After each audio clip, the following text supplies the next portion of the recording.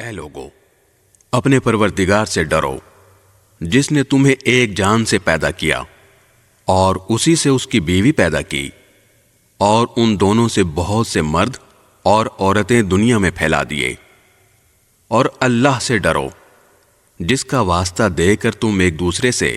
اپنے حقوق مانگتے ہو، اور رشتہ داریوں کی حق تلفی سے ڈرو۔ یقین رکھو کہ اللہ تمہاری نگرانی کر رہا ہے۔ اور یتیموں کو ان کے مال دے دو، اور اچھے مال کو خراب مال سے تبدیل نہ کرو، اور ان یتیموں کا مال اپنے مال کے ساتھ ملا کر مت کھاؤ، بے شک یہ بڑا گناہ ہے۔ اور اگر تمہیں یہ اندیشہ ہو کہ تم یتیموں کے بارے میں انصاف سے کام نہیں لے سکو گے، تو ان سے نکاح کرنے کے بجائے دوسری عورتوں میں سے کسی سے نکاح کر لو جو تمہیں پسند آئیں، 2 سے، 3 سے، اور 4 سے۔ ہاں، اگر تمہیں یہ خطرہ ہو کہ تم ان بیویوں کے درمیان انصاف نہ کر سکو گے تو پھر ایک ہی بیوی پر اکتفا کرو، یا ان کنیزوں پر جو تمہاری ملکیت میں ہیں۔ اس طریقے میں اس بات کا زیادہ امکان ہے کہ تم بے انصافی میں مبتلا نہیں ہوگے۔ اور عورتوں کو ان کے مہر خوشی سے دیا کرو، ہاں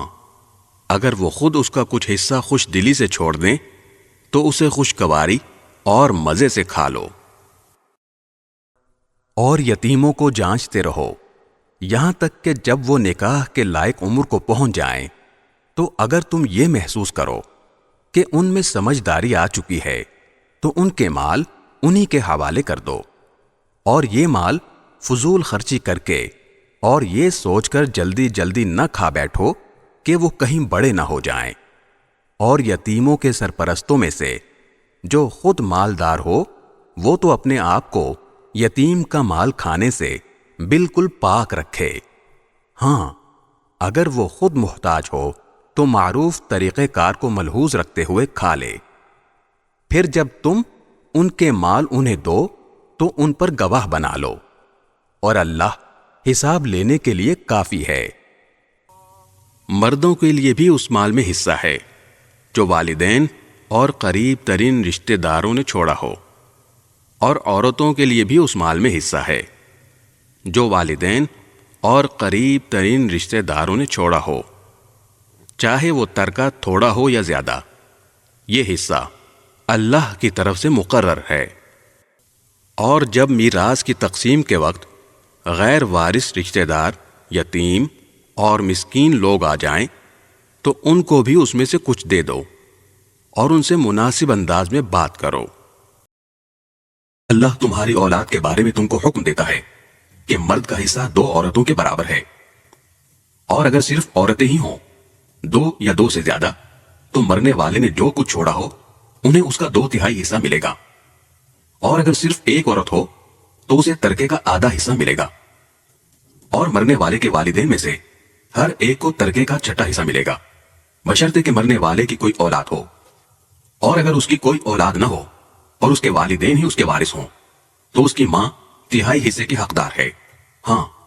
اگر اس کے کئی بھائی ہوں تو اس کی ماں کو 1/6 حصہ دیا جائے گا، اور یہ ساری تقسیم اس وصیت پر عمل کرنے کے بعد ہوگی جو مرنے والے نے کی ہو، یا اگر اس کے ذمے کوئی قرض ہے تو اس کی ادائیگی کے بعد۔ تمہیں اس بات کا ٹھیک ٹھیک علم نہیں ہے کہ تمہارے باپ بیٹوں میں سے کون فائدہ پہنچانے کے لحاظ سے تم سے زیادہ قریب ہے۔ یہ تو اللہ کے مقرر کیے ہوئے حصے ہیں۔ یقین رکھو کہ اللہ علم کا بھی مالک ہے، حکمت کا بھی مالک۔ اور تمہاری بیویاں جو کچھ چھوڑ کر جائیں اس کا آدھا حصہ تمہارا ہے، بشرطے کہ ان کی کوئی اولاد زندہ نہ ہو۔ اور اگر ان کی کوئی اولاد ہو تو اس وصیت پر عمل کرنے کے بعد جو انہوں نے کی ہو، اور ان کے قرض کی ادائیگی کے بعد تمہیں ان کے ترکے کا 1/4 حصہ ملے گا۔ اور تم جو کچھ چھوڑ کر جاؤ اس کا 1/4 ان بیویوں کا ہے، بشرطے کہ تمہاری کوئی اولاد زندہ نہ ہو۔ اور اگر تمہاری کوئی اولاد ہو تو اس وصیت پر عمل کرنے کے بعد جو تم نے کی ہو، اور تمہارے قرض کی ادائیگی کے بعد ان کو تمہارے ترکے کا 8واں حصہ ملے گا۔ اور اگر وہ مرد یا عورت جس کی میراث تقسیم ہونی ہے ایسا ہو کہ نہ اس کے والدین زندہ ہوں نہ اولاد، اور اس کا ایک بھائی یا ایک بہن زندہ ہو، تو ان میں سے ہر ایک 1/6 حصے کا حقدار ہے۔ اور اگر وہ اس سے زیادہ ہوں تو وہ سب 1/3 میں شریک ہوں گے، مگر جو وصیت کی گئی ہو اس پر عمل کرنے کے بعد اور مرنے والے کے ذمے جو قرض ہو اس کی ادائیگی کے بعد،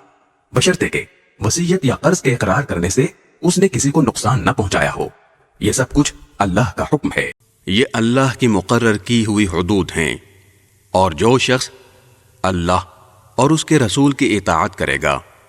وہ اس کو ایسے باغات میں داخل کرے گا جن کے نیچے نہریں بہتی ہوں گی، ایسے لوگ ہمیشہ ان باغات میں رہیں گے، اور یہ زبردست کامیابی ہے۔ اور جو شخص اللہ اور اس کے رسول کی نافرمانی کرے گا اور اس کی مقرر کی ہوئی حدود سے تجاوز کرے گا، اسے اللہ دوزخ میں داخل کرے گا جس میں وہ ہمیشہ رہے گا، اور اس کو ایسا عذاب ہوگا جو ذلیل کر کے رکھ دے گا۔ تمہاری عورتوں میں سے جو بدکاری کا ارتکاب کریں ان پر اپنے میں سے 4 گواہ بنا لو، چنانچہ اگر وہ ان کی بدکاری کی گواہی دیں تو ان عورتوں کو گھروں میں روک کر رکھو یہاں تک کہ انہیں موت اٹھا کر لے جائے، یا اللہ ان کے لیے کوئی اور راستہ پیدا کر دے۔ اور تم میں سے جو 2 مرد بدکاری کا ارتکاب کریں ان کو اذیت دو، پھر اگر وہ توبہ کر کے اپنی اصلاح کر لیں تو ان سے درگزر کرو، بے شک اللہ بہت توبہ قبول کرنے والا بڑا مہربان ہے۔ اللہ نے توبہ قبول کرنے کی جو ذمہ داری لی ہے وہ ان لوگوں کے لیے ہے جو نادانی سے کوئی برائی کر ڈالتے ہیں پھر جلدی ہی توبہ کر لیتے ہیں، چنانچہ اللہ ان کی توبہ قبول کر لیتا ہے، اور اللہ ہر بات کو خوب جاننے والا بھی ہے، حکمت والا بھی۔ توبہ کی قبولیت ان کے لیے نہیں جو برے کام کیے جاتے ہیں، یہاں تک کہ جب ان میں سے کسی پر موت کا وقت آ کھڑا ہوتا ہے تو وہ کہتا ہے کہ میں نے اب توبہ کر لی ہے، اور نہ ان کے لیے ہے جو کفر ہی کی حالت میں مر جاتے ہیں، ایسے لوگوں کے لیے تو ہم نے دکھ دینے والا عذاب تیار کر رکھا ہے۔ تم پر حرام کر دی گئی ہیں تمہاری مائیں، تمہاری بیٹیاں، تمہاری بہنیں، تمہاری پھوپھیاں، تمہاری خالائیں اور بھتیجیاں اور بھانجیاں، اور تمہاری وہ مائیں جنہوں نے تمہیں دودھ پلایا ہے، اور تمہاری دودھ شریک بہنیں، اور تمہاری بیویوں کی مائیں، اور تمہارے زیر پرورش تمہاری سوتیلی بیٹیاں جو تمہاری ان بیویوں کے پیٹ سے ہوں جن کے ساتھ تم نے خلوت کی ہو۔ ہاں، اگر تم نے ان کے ساتھ خلوت نہ کی ہو اور انہیں طلاق دے دی ہو یا ان کا انتقال ہو گیا ہو تو تم پر ان کی لڑکیوں سے نکاح کرنے میں کوئی گناہ نہیں ہے۔ نیز تمہارے صلبی بیٹوں کی بیویاں بھی تم پر حرام ہیں، اور یہ بات بھی حرام ہے کہ تم 2 بہنوں کو ایک ساتھ نکاح میں جمع کرو۔ البتہ جو کچھ پہلے ہو چکا وہ ہو چکا، بے شک اللہ بہت معاف کرنے والا بڑا مہربان ہے۔ نیز وہ عورتیں تم پر حرام ہیں جو دوسرے شوہروں کے نکاح میں ہوں، البتہ جو کنیزیں تمہاری ملکیت میں آ جائیں وہ مستثنی ہیں۔ اللہ نے یہ احکام تم پر فرض کر دیے ہیں۔ ان عورتوں کو چھوڑ کر تمام عورتوں کے بارے میں یہ حلال کر دیا گیا ہے کہ تم اپنا مال بطور مہر خرچ کر کے انہیں اپنے نکاح میں لانا چاہو، بشرطے کہ تم ان سے باقاعدہ نکاح کا رشتہ قائم کر کے عفت حاصل کرو، صرف شہوت نکالنا مقصود نہ ہو۔ چنانچہ جن عورتوں سے نکاح کر کے تم نے لطف اٹھایا ہو ان کو ان کا وہ مہر ادا کرو جو مقرر کیا گیا ہو۔ البتہ مہر مقرر کرنے کے بعد بھی جس کمی بیشی پر تم آپس میں راضی ہو جاؤ اس میں تم پر کوئی گناہ نہیں۔ یقین رکھو کہ اللہ ہر بات کا علم بھی رکھتا ہے، حکمت کا بھی مالک ہے۔ اور تم میں سے جو لوگ اس بات کی طاقت نہ رکھتے ہوں کہ آزاد مسلمان عورتوں سے نکاح کر سکیں تو وہ ان مسلمان کنیزوں میں سے کسی سے نکاح کر سکتے ہیں جو تمہاری ملکیت میں ہوں، اور اللہ کو تمہارے ایمان کی پوری حالت خوب معلوم ہے۔ تم سب آپس میں ایک جیسے ہو، لہٰذا ان کنیزوں سے ان کے مالکوں کی اجازت سے نکاح کر لو اور ان کو قاعدے کے مطابق ان کے مہر ادا کرو، بشرطے کہ ان سے نکاح کا رشتہ قائم کر کے انہیں پاک دامن بنایا جائے، نہ وہ صرف شہوت پوری کرنے کے لیے کوئی ناجائز کام کریں اور نہ خفیہ طور پر ناجائز آشنائیاں پیدا کریں۔ پھر جب وہ نکاح کی حفاظت میں آ جائیں اور اس کے بعد کسی بڑی بے حیائی یعنی زنا کا ارتکاب کریں تو ان پر اس سزا سے آدھی سزا واجب ہوگی جو غیر شادی شدہ آزاد عورتوں کے لیے مقرر ہے۔